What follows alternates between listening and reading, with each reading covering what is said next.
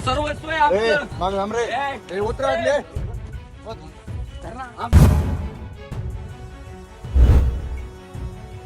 आमचं सर्वस्व आहे ते लवांड्या. करणं बाजूला तू.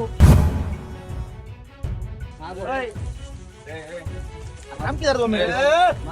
थांब.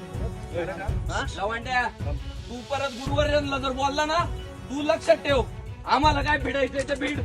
ज्यांच्या मुखातून अभंग आणि ओव्यांचे अमृत वाहते, ज्यांच्या शब्दाकडे समाज मार्गदर्शक म्हणून पाहतो, तिथेच आता शाईफेक आणि धमक्याचे राजकारण सुरू झाले आहे.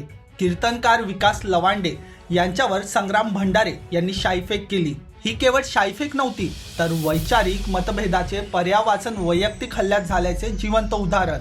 मिळालेल्या माहितीनुसार संग्राम भंडारे यांनी लवांडे महाराजांना केवळ शाईफेक लावून रोखलं नाही, तर त्यांना उघडपणे धमकीही दिली. भक्तीच्या क्षेत्रात शक्तीचा असा वापर का, असा सवाल आता सामान्य वारकरी विचारत आहे. अध्यात्माच्या व्यासपीठावरून शांततेचा संदेश देणारे हात जेव्हा अशा हिंसक कृत्यासाठी सरसावतात, तेव्हा या क्षेत्रातील पावित्र्यावर प्रश्नचिन्ह निर्माण होतो.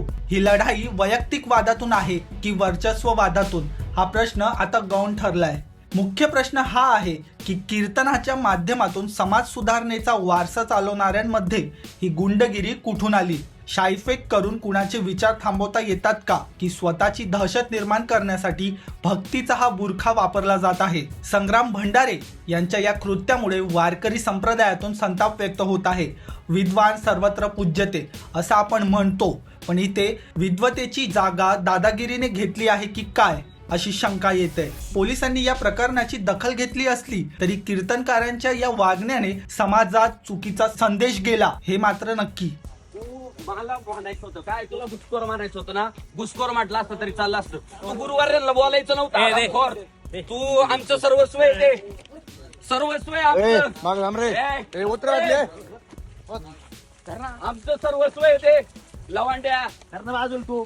ओय, थांब की जरा 2 मिनिट. थांब. लवांड्या तू परत गुरुवर्यांना जर बोलला ना, तू लक्षात ठेव, आम्हाला काय भिडायचंय ते भीड. लवांड्या आमचे आई बाप आहे ते आमचं सर्वस्व आहे. ए लवांड्या सर्वस्व आहे आमचं ते. लवांड्या आमचा नादी लागू नको. सकाळी म्हातोबाच्या आळंदी तालुका हवेली येथे माझं एका दशक्रियेच्या निमित्ताने प्रवचन होतं. ते प्रवचन संपल्यानंतर 10 वाजता मी आळंदी म्हातोबाची इथून पुण्याला जायला निघालेलो असताना रस्त्यात गावाच्या बाहेर आल्यानंतर वारकरी संप्रदायातील संग्राम भंडारे आणि काही 10-15 गोरक्षक होते, सगळेजण 2-3 गाड्या होत्या, आणि त्या सगळ्या गुंडांनी मला रस्त्यात निर्जन स्थळी अडवलं.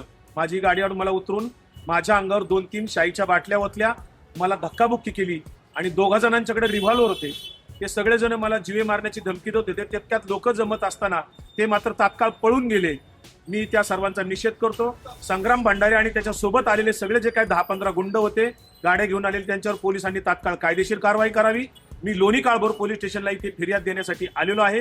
जोपर्यंत त्यांना सर्वांना अटक होत नाही, तोपर्यंत लोणी काळभोर पोलीस स्टेशन येथे माझा सत्याग्रह सुरू राहणार आहे.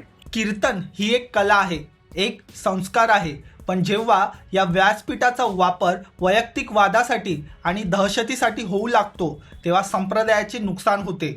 संग्राम भंडारे याच्या या कृत्याने कीर्तनकार की गुंड असा प्रश्न उपस्थित झाला असून आता यावर वारकरी संघटना काय भूमिका घेतात याकडे सर्वांचं लक्ष लागलं आहे.